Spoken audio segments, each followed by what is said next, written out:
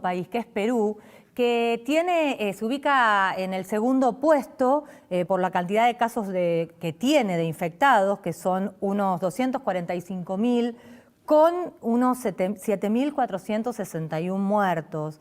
Es un país que tiene mucha economía, su economía en negro, entonces hay muchísima gente que tiene necesidad de salir y viola la cuarentena justamente para poder conseguir su peso diario, muchos vendedores ambulantes. Para eso vamos a hablar con Carlos Sea, que es médico infectólogo de Perú, que está en Lima. Carlos, buenas noches, gracias por estar con nosotros. Gracias, Giselle. Buenas noches. Un placer estar con ustedes. Espero que me ¿Cómo, puedan escuchar bien, ¿sí? sí, cómo está la Bien. situación? ¿Ustedes están en cuarentena estricta hoy? ¿Han vuelto para atrás? ¿Cómo es la situación de Perú? No, la cuarentena en Perú todavía es estricta. Eh, el plan era liberar el país hacia fin de este mes, pero es muy poco probable que eso ocurra. O sea, todavía existe cuarentena, pero la cuarentena en realidad es una figura decorativa porque gran parte de la economía de Perú es una economía informal.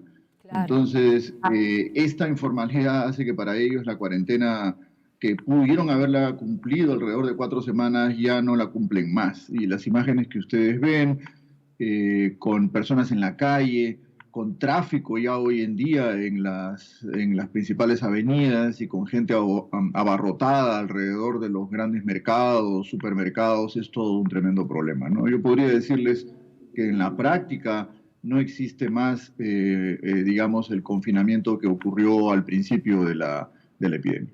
Nico. Sí, Carlos, quería preguntarles por las denuncias de subregistros respecto de la cantidad de fallecidos, ¿no? Porque ha sido uno de los países que más testeos han realizado en la región. De hecho, creo que es en proporción a la cantidad de habitantes el que más testeos ha realizado. Y hemos leído que algunos denuncian que no se condice con la cantidad de fallecidos. ¿Esto es así? ¿No es así? Sí, es así. En realidad, las cifras oficiales, cuando uno ve los registros de certificados de defunción, el exceso de defunciones sobre el número digamos, de fallecidos que uno esperaría es del orden de 18.000. Y de esos 18.000, ¿cuántos han sido reportados? Tenemos 4.000 o un poco más. De modo de que hay un tremendo exceso de casi entre 12.000 y 14.000 fallecidos que no se sabe por qué son. Entonces es muy probable que muchos de ellos no creo que sean debidos a acciones violentas, porque no las han habido, sino eso es muy probable que sean debidos a coronavirus. Si esto es así, la letalidad de Perú, que es muy parecida a la de Argentina, que no llega a 3, la de Perú estaría llegando alrededor del 9, más o menos alrededor del 9%. Eso es probablemente la figura más real que uno podría en este momento decir. Carlos, ¿tienen el sistema sanitario colapsado ustedes? ¿Se puede decir eso? Sí, el sistema está colapsado. O sea, el sistema de salud de Perú es un sistema fraccionado en el que tiene usted una gran parte de la población que asiste a los hospitales públicos subsidiados. Estos hospitales, para darle un ejemplo, ¿no? En el cono norte de Lima, así se llama, la parte norte de Lima, que es una de las partes más densamente pobladas, tiene más de 2 millones de habitantes y solo tiene 3 hospitales que con las justas llegan a 800 camas. Como comprenderá, con la cantidad de pacientes infectados, como posibles y finalmente definidos, este número de camas no es suficiente.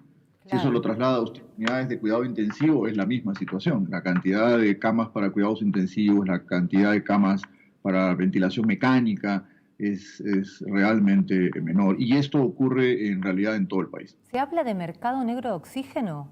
Cuéntenos eso, ¿qué significa? ¿Qué está pasando? En realidad, lo que ocurre es que, como reflejo de la falta de inversión en el sector salud, muchos de los hospitales públicos son antiguos y no tienen sistemas integrados de oxígeno. De modo de que los pacientes, por ejemplo, cuando ingresan a los hospitales, están casi aferrados a un balón. ¿Me entiende? O sea, el sistema más primitivo de suministro de oxígeno.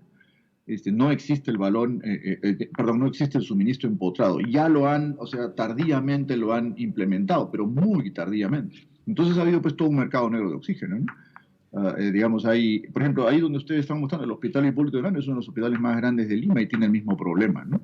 Entonces, ¿qué es lo que ocurrió? Que la gente desesperada buscando oxígeno en proveedores informales, Y finalmente las personas que no confían ya en el sistema de salud, en segundo lugar, no tienen acceso al sistema de salud porque saben que no hay camas, terminan tratándose en su casa como con oxígeno, porque es lo único que finalmente tienen a lo que tienen acceso, ¿no? Facu. Carlos, en Argentina se habla mucho del famoso pico de justamente número de infectados para después entrar en una curva descendente.